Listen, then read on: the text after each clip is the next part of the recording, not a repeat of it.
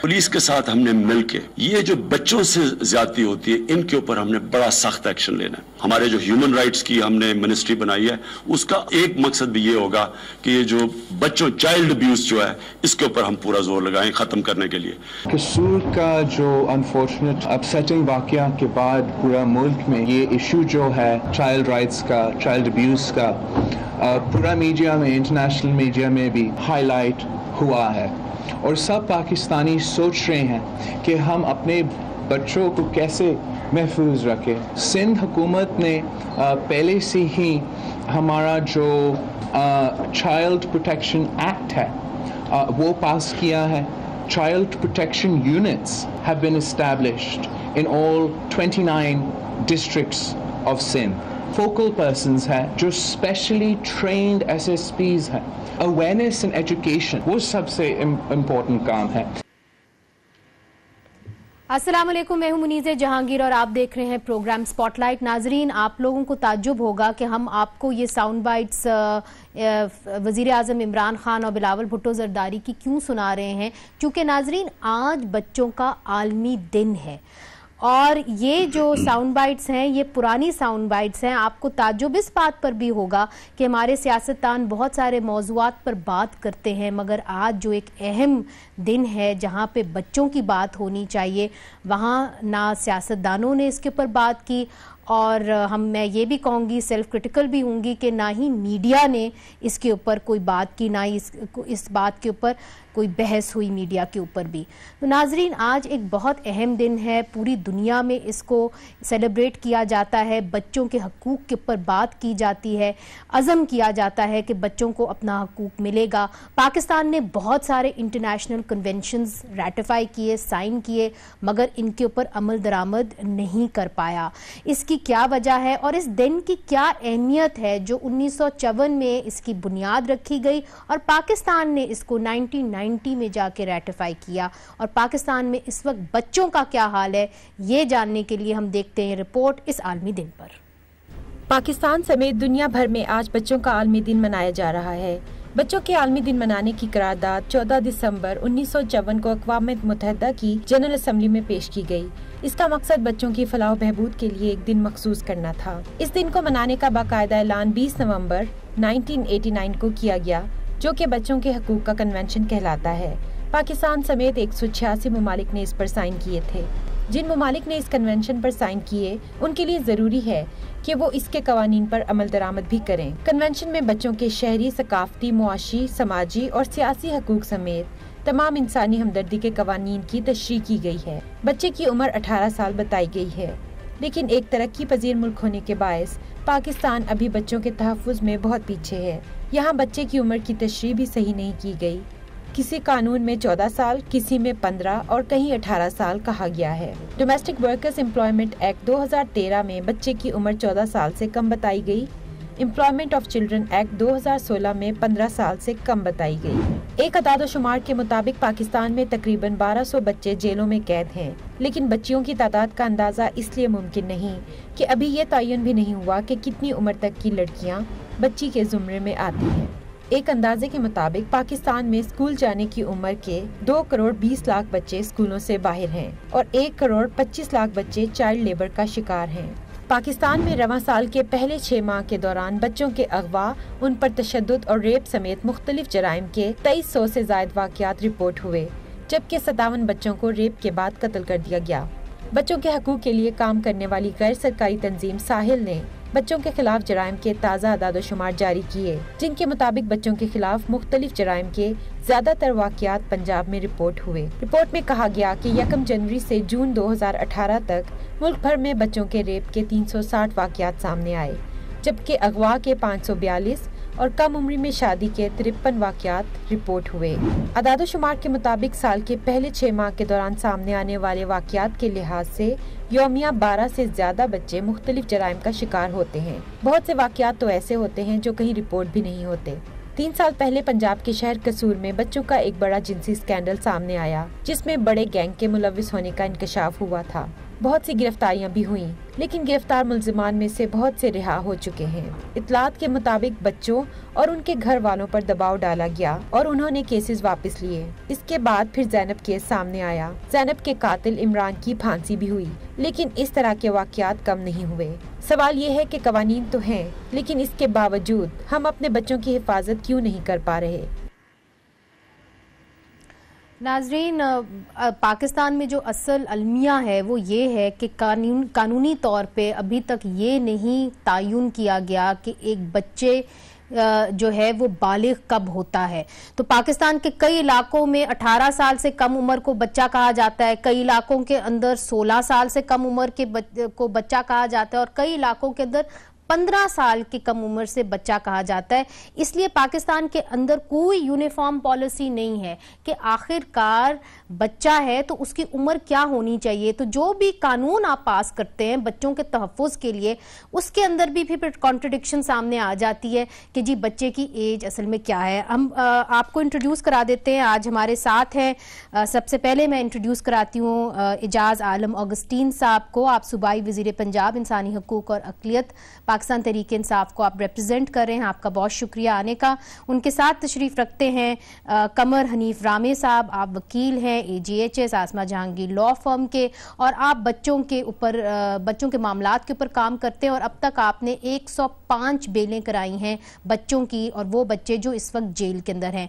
उनके साथ तशरीफ रखती हैं फराह कुरैशी साहिबा, आप बच्चों की फराह हाशमी साहिबा, आई एम सॉरी, आप बच्चों के हकूक़ की कारकुन हैं और आप जो जेल में बच्चे हैं उनके लिए आप काम भी करती है, उनको पढ़ाती भी हैं, वोकेशनल ट्रेनिंग भी करवाती हैं, और आपकी जो ऑर्गेनाइजेशन है उसका नाम रिहाई है। हमें ज्वाइन कर रहे हैं इफ्तिखार मुबारक साहब, आप एग्जीक्यूटिव डायरेक्टर हैं NGO working for children's rights search for justice के। आप तमाम लोगों का बहुत बहुत शुक्रिया। सबसे पहले कमर, मैं आपकी जानिब आऊँगी चूँकि आप वकील हैं। जब एजेस इतने मुख्तलिफ हों, और देखिए पाकिस्तान के अंदर, सिंध के अंदर उन्होंने कह दिया कि जी 18 साल का जो भी होगा वो बच्चा होगा। पंजाब के अंदर उन्होंने कहा कि 16 साल से कम उम्र की जो होगी वो बच्ची होगी, 16 और 18 साल के दरमियान एक जो लड़की है वो बालिग हो जाती है। फिर इन्होंने यहाँ पे निकाला Punjab registration on employment of children act 2016, जिसका मतलब ये है कि 15 साल से जो कम उम्र के लोग हैं वो बच्चे हैं, और Punjab protection of child labour at brick kilns act, इसके अंदर से भी जो कम उम्र के लोग हैं वो बच्चे हैं। तो फिर 15 साल से कम उम्र के, तो फिर आपको क्या मुश्किलात पेश आती हैं जब आप ऐसे केसेस को डिफेंड करते हैं? देखिए मिस मुनीज़े, बेसिकली तो जो यूनिवर्सल एक एज है इंटरनेशनली वो 18 इयर्स है, और हमारे यहाँ पे जो गवर्न करता है लॉ वो मेजॉरिटी एक्ट है, उसमें 18 इयर्स है। लेकिन ये दो लॉज जो आपने बहुत इंपॉर्टेंट हैं, बेसिकली ये चाइल्ड लेबर से रिलेटेड है। इसमें एक तो जो है वो Punjab prohibition of child labour at brick kiln act 2016, and second one is the Punjab restriction on employment of child labour act 2016। इसमें भी जो है वो 15 ईयर है, एक में 14 ईयर है।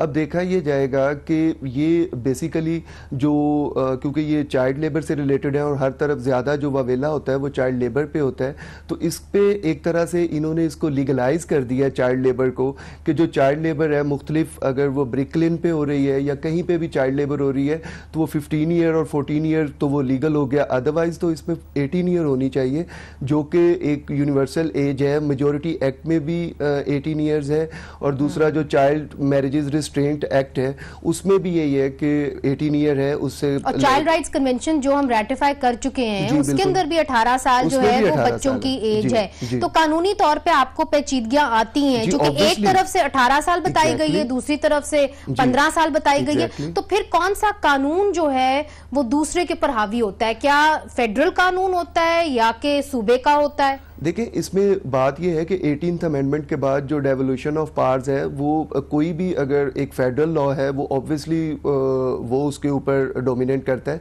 लेकिन यहाँ पे अगर कोई प्रोविंशियल लॉ है तो वो भी उसकी भी एक अपनी अथेंटिसिटी है। बट अदरवाइज मैं सिर्फ ये कहना चाहता हूँ कि अगर हम आज तक इतने सालों में यही क्लियर नहीं हो सके कि हमने एक जो एज ऑफ मेजोरिटी है वो डिटर्मिन करनी है और वही अभी तक हम नहीं कर सके, तो देन फिर हम ऑब्वियसली वो तो पॉसिबल नहीं होगा कि हम इसको चाइल्ड राइट्स वगैरह पे जो है वो स्मूथली कोई वर्किंग कर सकेंगे।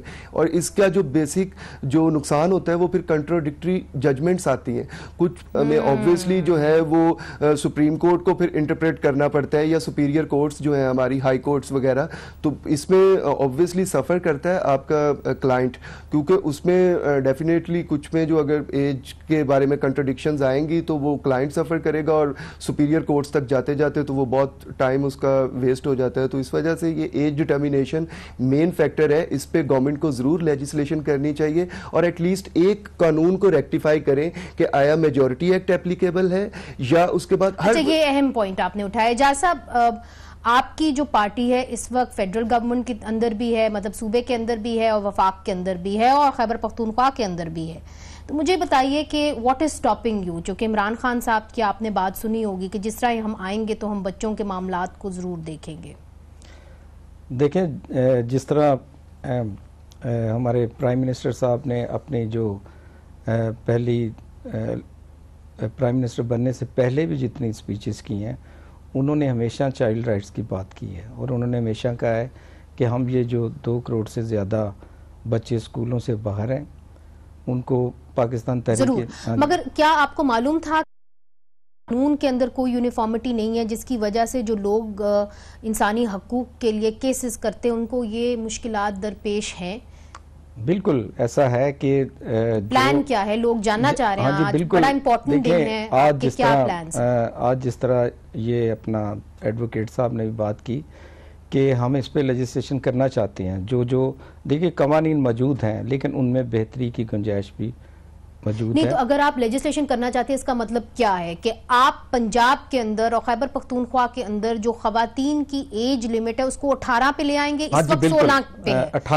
18 पे देखे, जो इंटरनेशनल सी आप बता रहे हैं जिस तरह कि 18 साल की है, ये आप जाती तौर पे करना चाहेंगे कि वफाक के अंदर जो लोग हैं वो आपके साथ हैं, ह्यूमन राइट्स मिनिस्ट्रीज भी आपके साथ हैं? मेरी डॉक्टर शीरी मज़ारी साहबा से भी लेकिन हम कोऑर्डिनेशन के साथ चलना चाहते हैं। क्या मतलब? कोऑर्डिनेशन के जाहिर बात है, हमारी मरकज में भी हमारी हुकूमत है, पंजाब में भी है, KP के भी है, तो हम एक फॉर्मेट बनाना चाहते हैं जिसके साथ हम कानून साजी करें, तो दोनों सूबों में भी और की हो। तो उसके अलावा जैसे अब चाइल्ड्स प्रोटेक्शन की बात करते हैं, देखें मैं ज़ाती तौर पर समझता हूँ कि हम जिस तरह आज बच्चों का आलमी दिन पे मौके पर मैं बात करना चाहता हूँ, जिस तरह एक हम उसका टॉपिक ले लें, चाइल्ड लेबर है। चाइल्ड लेबर देखें कि किसी गवर्नमेंट के पास कोई मॉनिटरिंग नहीं है कि चाइल्ड लेबर कैसे कंट्रोल हो सकती है। अभी देखें जिन मुल्कों में चाइल्ड लेबर कंट्रोल है वहाँ की इकानमी के हालात भी हमारे मुल्क से ज़रा बेहतर हैं।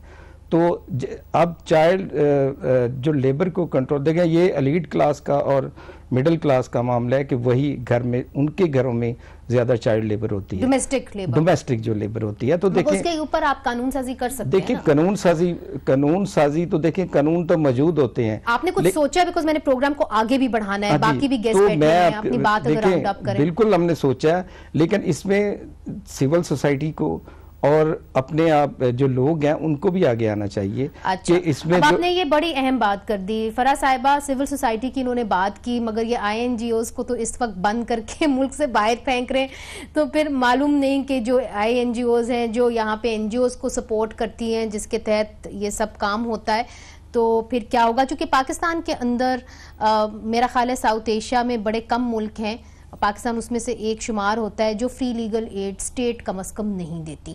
अब आप जब बात करती हैं, जाके बच्चों से मिलती हैं जेलों के अंदर, मुझे ये बताइए कि कितनी उम्र के बच्चे जेलों के अंदर होते हैं, उनके क्या मसाइल होते हैं और क्यों वो जेलों में होते हैं? थैंक यू मुनीज़ जी, आपका बहुत शुक्रिया। मैं आपको सबसे पहले ये बताऊंगी कि जो भी क्योंकि बच्चों का आलमी दिन है, आपने इस हवाले से पाकिस्तान का मोस्ट निगलेक्टेड एरिया अगर है तो वो बच्चे हैं। अगर पाकिस्तान इस लिहाज से खुश नसीब है कि उसके पास मेजॉरिटी यूथ ही है, तो इस लिहाज से हम लम्हा फिक्रिया है कि हमारे पास बच्चों के लिए कोई डायरेक्शन नहीं है। आप इस यूथ से, सरमाए से बहुत सारी चीज़ों का यूटिलाइज कर सकते हैं, उसकी एनर्जी को आप पॉजिटिव चीज़ों पर लगा सकते हैं, उनको काम, उनकी कोई डायरेक्शन सिमतें तय कर सकते हैं। लेकिन अनफॉर्चुनेटली ना तो हमारी हुकूमतों की प्रायोरिटी में चीज़ शामिल है और दूसरा हमारा मीडिया भी, आप देख लें कि बच्चों के लिए कितने प्रोग्राम्स टीवी पे चलते हैं। अच्छा, ये सब बातें हमने की। अब फराह साहिबा, मोर इम्पोर्टेंटली जेल में जो बच्चे हैं, हमें ये बताया जाता है, मैंने खुद भी जेलों में काम किया है, वहां पे ये बताया जाता है कि अगर कोई कत्ल हो जाता है तो अक्सर एक बच्चे को नामजद किया जाता है ताकि एक जान छूट जाए कि जी इसको डेथ पेनल्टी तो होगी नहीं, सजाए मौत होगी नहीं, तो इसको ये चीजें भी हैं क्योंकि हमारे यहाँ बरादरी सिस्टम है, जो दुश्मनियाँ चलती हैं, जो ऐसे इजला हैं जहाँ क्राइम रेट ज़्यादा है, उसमें बच्चों का भी हमें कुछ केसेस में सामने आया है कि बच्चों का इस्तेमाल किया गया।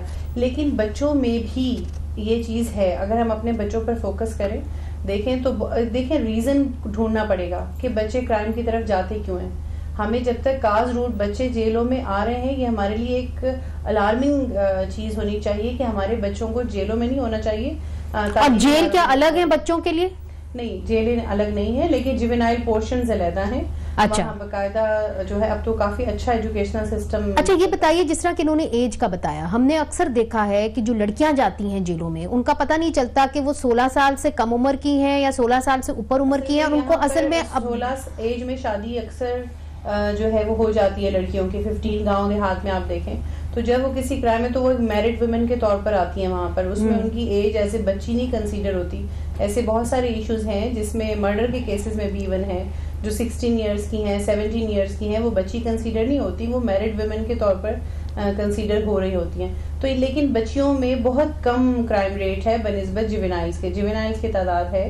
लेकिन ये भी अगर दुनिया के हिसाब से कंपैरिजन किया जाए तो पाकिस्तान की रेशो काफ़ी कम है। यानी पंजाब में अगर 41,000 जेलें हैं, 41 जेलें हैं और उसमें 42,000 प्रिजनर्स हैं, तो उसमें 1200 के करीब जुवेनाइल्स हैं, जो कि जिस तरह से बच्चों के खिलाफ जराइम हो रहा है, बच्चे जराइम में तादाद बाकी मुल्कों की निस्बत कम है। तो ये एक अच्छी बात है, ये एक अच्छी बात है। मगर जुवेनाइल जो एक कोर्ट्स हैं वो नहीं है कमर, जिसकी वजह से बहुत सुना है मसला होता है, और एक एक्ट भी पास हुआ था मगर वो भी इम्प्लीमेंट नहीं हो पाया। मैं इस पे थोड़ा आपको ब्रीफ करता हूँ। Basically juvenile justice system ordinance आया था 2000 में। हाँ। अब ऑर्डिनेंस की ये सिचुएशन होती है कि कोई एमरजेंसी आपके हालात हैं, एक्ट जो है वो पार्लियामेंट से या लेजिस्लेटिव अथॉरिटीज से वो पास नहीं करवाया जा रहा, तो आप मतलब इन द मीन टाइम आप जो है वो ऑर्डिनेंस ले आते हैं, और ऑर्डिनेंस की ये उसकी कंडीशन होती है कि आपको उसके बाद एक्ट लाना पड़ता है। तो पहली बात तो ये कि 2000 में जुवेनाइल जस्टिस सिस्टम ऑर्डिनेंस आया, और अब जाके 2018 में जुवेनाइल जस्टिस सिस्टम एक्ट आया। अब उसके तहत जो है वो जुवेनाइल कोर्ट्स इस्टेब्लिश होनी थी, जो कि नहीं हो सकी। उसके लिए ये था कि जो जुवेनाइल ऑफेंडर्स हैं, लाइक उनकी below the age of 18 years, उनके सेपरेट ट्रायल होंगे, लाइक उनको अडल्ट्स के साथ डील नहीं किया जाएगा, उसका ये सेंसिटाइज किया जाएगा। जी जी जी, एग्जैक्टली। हाँ। तो वो इस्टेब्लिश नहीं हो सकी अभी तक, और वो एक्ट आने के बाद भी नहीं हो सकी, और आई डोंट नो कि अब ये इसकी क्या वजह है कि आप लोग बेल करा रहे होते हैं बच्चों की, क्या माँ बाप बेल के पैसे नहीं भरते बच्चों के जो जेलों में होते हैं? इसमें मैं आपको बताता हूँ कि बेसिकली जो जुवेनाइल ऑफेंडर्स हैं वो निगलेक्टेड चाइल्ड होते हैं। उनमें ज्यादातर जो है उनमें से या तो उनके पेरेंट्स नहीं होते, पेरेंट्स होते नहीं है, या तो एक फादर की डेथ हो गई है, मदर है, घर में बहनें हैं, और वो इस वजह से वो मजबूर होते हैं चाइल्ड लेबर पे। और सेकेंडली जब वो जेलों में आते हैं तो उनके घर वालों को पता ही नहीं होता कि वो जेलों में आ गए।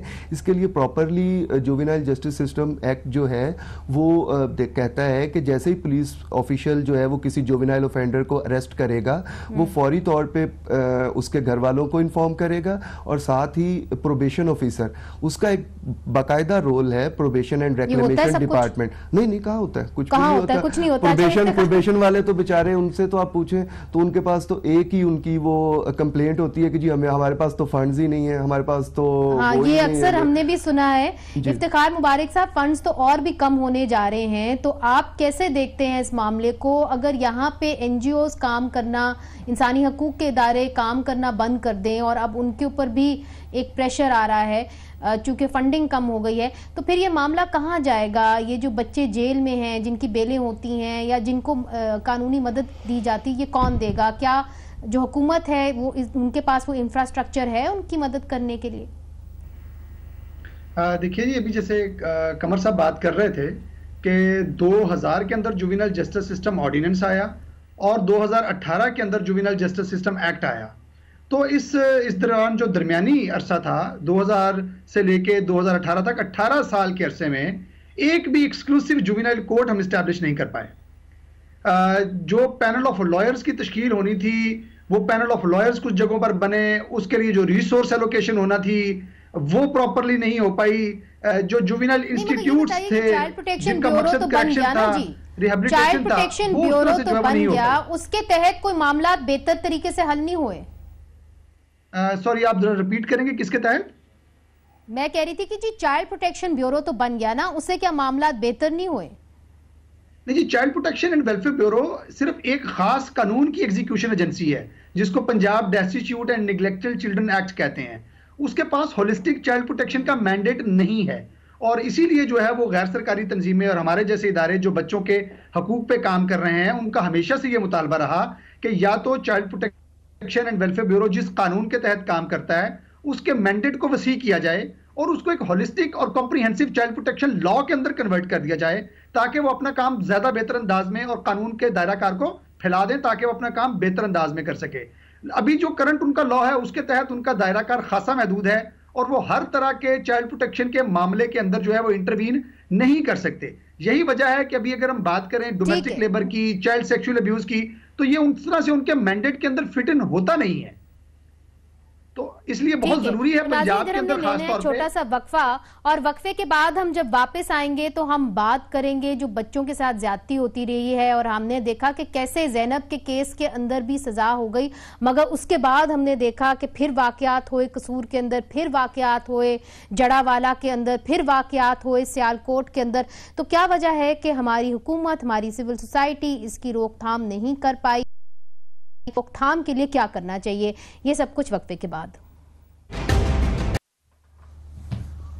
वेलकम बैक नाजरीन, बच्चों के ऊपर ज्यादती के केसेस बहुत सारे सामने आए थे। हमने भी एक 7 साल बच्ची और उनके वालिद का इंटरव्यू किया और ये जानने के लिए कि किस किस्म की मुश्किलात बच्चों के ऊपर और उनकी फैमिलीज़ के ऊपर आती हैं जब उनके साथ इस तरह के इंसिडेंट्स हो जाते हैं और उसके लिए जो कानून है वो कैसे उनको तहफ़्फ़ुज़ देता है। आइए आपको दिखाते हैं। गुलाम रसूल अपनी 10 साला बेटी के लिए इंसाफ की तलाश में आसमा जहांगीर लॉ फर्म में गुज़िश्ता 3 सालों से आ रहा है। इसकी 10 साला बेटी नाजिया हुसैन के साथ जिनसी ज्यादती की कोशिश की गई, जो कि उसकी टीचर के भाई ने की। उस वक्त नाजिया की उम्र सिर्फ 7 साल थी। कमर हनीफ रामी उनका केस 2015 से लड़ रहे हैं। इन्हीं की वजह से थी जो सके यहाँ तक ये केस पहुँचा, वरना मेरे में हिम्मत नहीं थी बिल्कुल भी, और ना ही मैं पहुँच सकता था इधर तक। क्यों आपने हिम्मत क्यों नहीं थी? क्योंकि इसलिए कि मैं अब नौकरी करता कि यार इन चीज़ों के पीछे भागता, और ये वकील जो से प्राइवेट वकील जो से वो 15-15, 20-20 हज़ार रुपये मांग रहे थे। स्पेशली रेप केसेस में जो है वो पैसे ऑफर किए जाते हैं। एक्चुअली ये एक माइंडसेट है हमारी सोसाइटी का, क्योंकि यहाँ पे ये समझा जाता है कि शायद जिसके पास पैसा है, पैसे के बलबूते पे हर बंदे को खरीद भी सकता है। स्पेशल चाइल्ड कोर्ट जनवरी 2018 में बन चुकी है और इसने इस बच्ची के केस का फैसला सुनाया, लेकिन फैसले के मुताबिक चूंकि बच्ची के साथ ज्यादती नहीं बल्कि उसकी कोशिश की गई थी, इसलिए मुजरिम को सिर्फ 2 साल की सजा सुनाई गई। लेकिन इस फैसले के खिलाफ वकील ने लाहौर हाई कोर्ट में अपील दायर की हुई है। अच्छा कमर साहब, मुझे ये बताइए कि इस केस के अंदर अगर एक जुवेनाइल कोर्ट होता तो आपका मसला कैसे ज़्यादा बेहतर तरीके से हल हो सकता था? देखें मिस मुनीज़े, इसमें जुवेनाइल कोर्ट्स जो हैं वो स्पेसिफिकली जुवेनाइल ऑफेंडर्स को डील करती हैं। इसमें ये वाली कोर्ट जो इन्होंने इस्टेब्लिश की थी इसमें ये थोड़ा लेट हुई, अदरवाइज़ ये जनवरी 2018 में कोर्ट चाइल्ड कोर्ट इस्टेब्लिश हुई। हालांकि इसका केस जो है वो 2015 से पेंडिंग है ऑर्डिनरी कोर्ट में, और अगर ये चाइल्ड कोर्ट होती तो पहले से अगर ऑलरेडी इस्टेब्लिश होती तो शायद इसका ये case with in 3 or 4 months ये डिस्पोज ऑफ हो जाता, तो जल्दी होता। Justice delayed is justice denied also. Ejaz साहब, देखिए बच्चों के केसेस के अंदर तो जल्दी केसेस खत्म हो जाएं तो बेहतर होता है। बच्चे जेल में भी फिर कम देर के लिए रहते हैं अगर उनको इस तरह की सजा हुई हो। तो ये जस्टिस, ये जो जुवेनाइल कोर्ट्स का है, ये पास तो हो गया एक तरीके से, ऑर्डिनेंस बन चुका है, मगर अभी तक ये नाफिज नहीं हो पाया। क्यों कमर, ऐसा ही है ना? तो फिर क्यों नहीं हो पा रहा, और आपकी क्या इसके अंदर इरादे हैं आपकी हुकूमत के? देखिए, मैं तो ये बात समझता हूँ, एक तो ये बच्चों के जो भी जुराइम होते हैं उनमें एक तो सज़ाएं बहुत कम हैं, एक तो, और वैसे भी जुडिशल रिफॉर्म की ज़रूरत है, ख़ासकर इस पोर्शन के लिए जहाँ पे बच्चों के चाइल्ड अब्यूज़ होते हैं। और उसमें देखें जिस तरह अभी आपने एक केस दिखाया कि उसमें उसको 2 साल सिर्फ सज़ा हुई, तो ये मैं समझता हूँ कि एक तो इसमें लेजिस्लेशन की बहुत ज़्यादा, इसको तो हो भी गई, बहुत सारों को तो होती भी नहीं, हाँ वो रिपोर्ट भी नहीं करते। एक तो लेजिस्लेशन की बहुत ज़्यादा ज़रूरत है, और पंजाब हुकूमत और पाकिस्तान तहरीक इंसाफ इंशाल्लाह हम इस पे चाहते हैं कि हम बच्चों के लिए बहुत ज़्यादा लेजिस्लेशन नहीं, मगर आपको ये जो है जस्टिस सिस्टम एक्ट, ये तो एक्ट बन गया ना, अब आपने सिर्फ इसको नाफिज करना है। तो उसके लिए मैं इसलिए आपसे पूछ रही हूँ, और इसलिए हम परेशान भी हैं कि चाइल्ड प्रोटेक्शन ब्यूरो तक का जो आपने एक डायरेक्टर जनरल होता है वो भी अभी आपने अपॉइंट नहीं किया। तो इतनी सुस्ती से अगर चलेगा तो फिर वो 100 दिन आपने इंसाफ देना था, वो कैसे होगा? देखिए वो अभी 100 दिन मुकम्मल तो नहीं, 26 को हो जाएंगे। हाँ जी, लेकिन हम इस पे काम हो रहा है, और इंशाल्लाह जो चाइल्ड प्रोटेक्शन ब्यूरो पे भी जो एक वो ब्यूरोक्रेट नहीं होगा बल्कि पॉलिटिकल लोग होंगे। चले तो अभी इंतजार है। जी इफ्तिखार साहब, ये बताइए कि कसूर का जो केस था वो आपने काफी देखा था, मगर हमने बाद में ये देखा कि कसूर के केस के अंदर बहुत सारे ऐसे बच्चे थे जिनके ऊपर दबाव डाला गया था और उन्होंने केसेस वापस ले गए थे। ये मैं उसकी बात कर रही हूँ जब बच्चों के ऊपर ज्यादती भी हुई और उनके ऊपर पोर्नोग्राफी की फिल्में भी बनाई गई। और अब मैंने सुना है कि बहुत कम या इक्के दुक्के ही रह गए हैं जो जेल के अंदर हैं, तो फिर फॉलो अप भी नहीं होता, और बच्चों को आसानी से अगर वो शिकायत भी लगाते हैं तो उनकी फैमिलीज को एक तरीके से डराया भी जाता है कि जी बच्चों की इज्जत का मामला है, आप केस वापस ले लें। क्यों? बिल्कुल, ये इस तरह के वाकयात तो बहुत कॉमन रूटीन की बात है जी। और बल्कि कसूर वाले ये जो चाइल्ड पोर्नोग्राफी का 2015 वाला स्कैंडल था, ये आपकी बात बिल्कुल बजा है कि इसका हमारे पास कोई ऐसा मैकेनिज्म ही नहीं है कि हम इस तरह के जो, और ये वो केसेस थे जिन्होंने बहुत, बल्कि ना सिर्फ कौमी सतह पे बल्कि बैनुल-अक़वामी सतह पर जिनकी जो थी, जिन्होंने अटेंशन ग्रैब की थी। और ये उन केसेस की सूरत हाल है कि जहां पर हम प्रॉपरली उनको फॉलो अप नहीं कर सके। उस वक्त के जो वजीर आला थे उन्होंने ना सिर्फ ये कि जुडिशियल हवाले से बल्कि ऐसी फैमिलीज को और उन बच्चों की सोशल रिहैबिलिटेशन और रीइंटीग्रेशन के लिए कुछ वादे किए थे। उनकी बाकायदा उन बच्चों की मीटिंग्स हुई थी चीफ मिनिस्टर हाउस में वजीर आला साहब के साथ। लेकिन जैसे ही वो मीटिंग्स खत्म हुई ना तो उन वादों वईदों का कुछ बना, और अगर हम देखें तो अभी सिर्फ इस साल जनवरी के अंदर हमने देखा, फरवरी के अंदर, कि कोई 3 मुल्जमान को जो है वो एंटी टेररिस्ट कोर्ट ने जो है वो लाइफ इम्प्रिजनमेंट जो है वो दी है। लेकिन जनरली तौर पर बात आपकी बिल्कुल ठीक है कि मेजोरिटी जो थे वो या तो बरी हो गए या उन्होंने जो है वो जो मुद्दईआन थे उनके ऊपर दबाव डाला कि आप अपने केसेस को वापस ले लें। बल्कि बहुत सारे वाकयात के अंदर तो हमें जो रिपोर्ट्स आई और हमने जो देखा कि जो बच्चे थे उन पर उनकी फैमिलीज के ऊपर जो है वो झूठी FIR जो थी वो दर्ज हो गई। और ऐसा कोई हमारे पास स्टेट इंस्टीट्यूशन नहीं था, कोई ऐसा इदारा नहीं था, कोई ऐसा मैकेनिज्म नहीं था जहां से वो बच्चे बेनिफिट हासिल कर पाते जो इस मुश्किल की घड़ी में, इस दुख की कैफियत में उनके साथ खड़ा होता। तो this is really a serious challenge कि हमारे पास इस तरह के आ रहा है कि बच्चों को ज़दकोप करना बहुत आसान हो गया। असल में मुनीज़े देखें, इसके पीछे हमें पहले सोशल रीजन ढूंढना पड़ेगी। आप ये देखें कि बच्चे हमारे जो करने वाले हैं उनकी एजेस भी अंडर 18 है। आप मेजॉरिटी जो जेल में बच्चे जो रेप के केसेस में आ रहे हैं, जना के केसेस में आ रहे हैं, वो अंडर 18 है। और जिन बच्चों के साथ वो ज्यादती कर रहे हैं वो 2-3 साल 4 साल के बच्चे यानी छोटे बच्चों पर अटेम्प्ट कर रहे हैं। तो उसकी जिसकी भी हमने केस हिस्ट्री निकाली है उसके पीछे मोबाइल का इस्तेमाल, उसके पीछे 4 साइट्स का इस्तेमाल, नेट पूरी दुनिया में स्कैन होकर बच्चों के लिए आता है। पाकिस्तान में ऐसा है कि आप खुले तौर पे जो मर्जी बच्चों को दिखा दें तो 5-10 रुपए में 1-1 घंटा नेट जब ओपन होता है तो हमारे बच्चों की इखलाकी सतह पर बच्चे किस तरफ जाएंगे। वो छोटे बच्चे उनके लिए आसान हदफ होते हैं और वो छोटे बच्चों पर अटेम्प्ट करते हैं। और जब आप अभी बात हो रही थी कि 2 साल उनको सजा दी गई तो आप उनको भी एक तरीके से सेंसिटाइज करने की जरूरत है और इस तरह ना उनको ट्रीट किया जाए जिस तरह के एडल्ट को ट्रीट किया जाता है। टीनेज जो बच्चे हैं वो हमारी सोसाइटी का हिस्सा है, उनमें बायोलॉजिकल चेंजिंग्स आ रही हैं। ठीक है, आप सोसाइटी गौर करें इस बात पर कि हम पेरेंट्स इसमें आए, इदारे इसमें शामिल हों, मगर अवेयरनेस कैंपेन करने की जरूरत है ना फराजी, अवेयरनेस कैंपेन करने की जरूरत है। इसके हवाले से बताता हूँ, देखिए पिछले 2-4 माह में जितने भी केसेस आए हैं, हम कहते हैं अवेयरनेस जी, अवेयरनेस नहीं है लोगों में। जितने केसेस आए हैं बच्चों पे तशद्दुद की, वो पढ़े लिखे लोगों ने किए हैं। किसी पढ़े लिखे लोगों ने। मगर इधर मुझे इजाजत दीजिए, मुझे एक वक्फा लेना है फिर से। एक पे आपको बात मुझे एक वक्फा लेना है, आप वो फिर बाद में बात बताइएगा। मगर पढ़े लिखे लोगों का सवाल नहीं है, सवाल ये है कि आप कितने एक्सपोज्ड हैं, आपके पास कितनी अवेयरनेस है, और हुकूमत का भी काम है कि कम से कम एक आगाही तो फैलाए, और इसके लिए इतने पैसे देने चाहिए। तो इसके ऊपर हम वक्फा लेते हैं, वक्फे के ऊपर फिर इसके ऊपर बात करते हैं।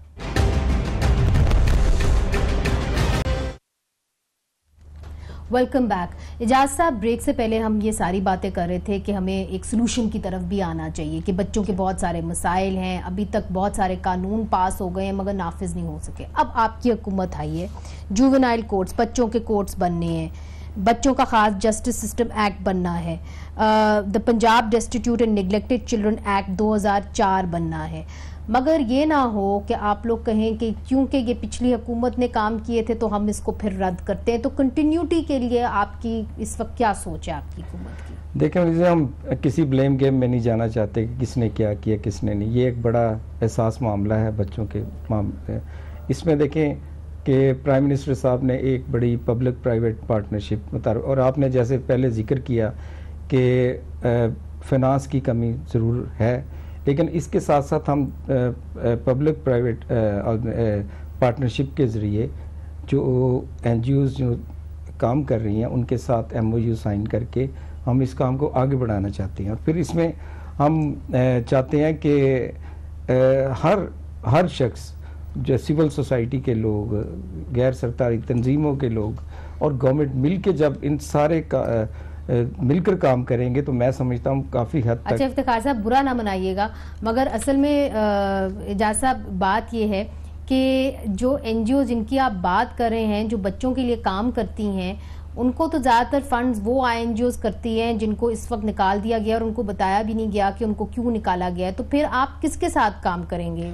देखिए जी, इसके अलावा भी बहुत सारी हैं। देखें, बात यह है कि आपको एक मैकेनिज्म में तो रहना पड़ेगा। अच्छा, इफ्तिखार साहब ये कह रहे हैं कि जी हम NGOs के साथ मिलके काम कर सकते हैं ताकि जो NGOs ऑलरेडी इसके साथ इन इश्यूज के पर काम कर रही हैं वो कर लें, मगर मुझे तो हर जगह से ये खबरें मिल रही हैं कि उन NGOs के पास तो वसाइल ही खत्म हो गए हैं।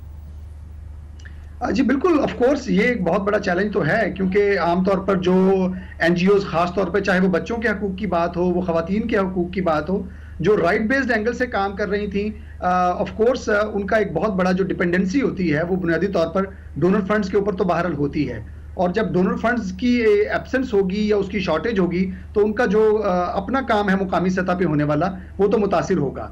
लेकिन जैसा कि इजाज साहब अभी बात कर रहे थे, तो अभी तक हमारा को 2 दफा ऑफिशियली बहुत 2 मीटिंग्स में इनके साथ इंटरेक्शन हुआ एंड वी फाउंड के इजाज साहब और इनका जो डिपार्टमेंट है human rights and minority affairs department, वो तो ये चाह रहे हैं कि वो गैर सरकारी तंजीमों के साथ अपना कोलैबोरेशन बिल्ड करके काम करें, क्योंकि जिस तरह का काम इनका है यानी ह्यूमन राइट्स और माइनॉरिटी अफेयर्स का, इस काम में अकेली गवर्नमेंट जो है वो सारे का सारा लीड नहीं ले सकती। सही कह रहे हैं आप, मुश्किल हो जाएगा मामलात में जो है आप भी सही कह रहे हैं, मगर इफ्तिखार साहब भी सही कह रहे हैं और आप में वो जज्बा भी लग रहा है, मगर क्या वसाइल की कमी एक बहुत बड़ा चैलेंज होगा? बिल्कुल, और उसमें अगर मेरे ख्याल में मनीष है कि इसमें बहुत सारी ऑर्गेनाइजेशन हमारी अपने मुल्क के अंदर भी ऐसे लोग हैं जो पाकिस्तान में बहुत फिलैंथ्रोपी करते हैं, और बहुत सारी ऑर्गेनाइजेशन जो हैं वो, और हमें बाहर की निस्बत अपने मुल्क के देखना चाहिए। अगर आप अच्छा काम करेंगे तो लोग आपको लाजमी तौर पर आप पर ट्रस्ट करेंगे और पैसे देंगे। जी, आप क्या समझते हैं ये जो गुफ्तगू हो रही है? देखें, इसमें ऑब्वियसली फ़ंड की कमी का हमेशा वो कहा जाता है, जो भी पब्लिक इंटरेस्ट से रिलेटेड जो इश्यूज होते हैं उस पर फंड्स की कमी का वो प्रॉब्लम आता है, लेकिन ये मेरा नहीं ख्याल कि कोई जस्टिफिकेशन है। ऑब्वियसली PTI मतलब बैठे हुए मिनिस्टर साहब ये कह रहे हैं कि हम अभी आए हैं, तो डेफिनेटली इनके पास अभी ऑब्वियसली इनको इस टाइम में कहना भी नहीं चाहिए, लेकिन इन फ्यूचर हम इनसे ज़रूर एक्सपेक्ट करते हैं कि ये एटलीस्ट, मैं बीइंग अ लॉयर, मैं कोर्ट्स में जाता हूँ, मुझे पता है कि जुवेनाइल्स जो ऑफेंडर्स हैं, बच्चा बच्चा ही है, ये नहीं है कि उसने कोई एक छोटा ऑफेंस किया है तो हम उसको स्पेयर नहीं कर सकते। हमें उनके लिए रिफॉर्म्स लानी है, उनको बेहतर करना है, उसके लिए जुवेनाइल जस्टिस सिस्टम एक्ट जो है उसको in its true letter and spirit जो है वो इम्प्लीमेंट होना चाहिए। जुवेनाइल कोर्ट्स बननी चाहिए, उनके लिए सेपरेट जो है वो सारा एटमॉस्फेयर होना चाहिए, एक रेगुलर ये तो देखिए NGOs नहीं कर सकती ना, ये तो हुकूमत ही करेगी ना। इजाज़ साहब, लेकिन हम ये नहीं चाह रहे कि हम सारा काम जो है वो NGO के सपोर्ट कर दिया जाए। कम से कम जो एक्ट्स बने उनको आप नाफिज तो करें, बिल्कुल कर रहे हैं, को अपने हुकूक बिल्कुल हमने देखे इस पे हमारे एक्शन प्लान भी हैं जिसको हम हमारे ऑनरशिप जो पंजाब गवर्नमेंट की है बच्चों के बारे में, उस पर हम काम भी करना चाहते हैं और इंशाल्लाह आपको करके भी दिखाएंगे। दूसरी बात यह है कि पाकिस्तान में जो पाकिस्तानी लोग हैं वो जो मुखैर हजरात हैं, पिछले दिन मैं आपको वाक़या चीफ जस्टिस साहब ने सोमोटो लिया है यूनाइटेड क्रिश्चियन हॉस्पिटल पर, तो वहाँ पे बैठे बैठाए किसी ने कहा जी मैं मशीनरी दे दूंगा, किसी ने कहा मैं ये कर दूंगा, तो लोग करते हैं। ऐसी बात नहीं है कि पाकिस्तान में मगर लोग क्या ये भी तयन करेंगे कि जी बच्चे की एज जो है वो क्या होनी चाहिए? क्यों इफ्तिखार साहब, बात यह है कि पाकिस्तान के अंदर तो हम ये भी नहीं तयन कर सके कि आखिरकार एक बच्चा बालिग कब होता है। कई जगहों पे 16, अब सिंध के अंदर देखिए उन्होंने 18 कर दी लड़कियों की एज, मगर पंजाब के अंदर अगर लड़की की शादी करनी है तो वो 16 साल की होगी, अगर उसे जबरी मुशक्कत करानी है तो फिर वो 14 साल की होगी। ये किस किस्म का कानून है?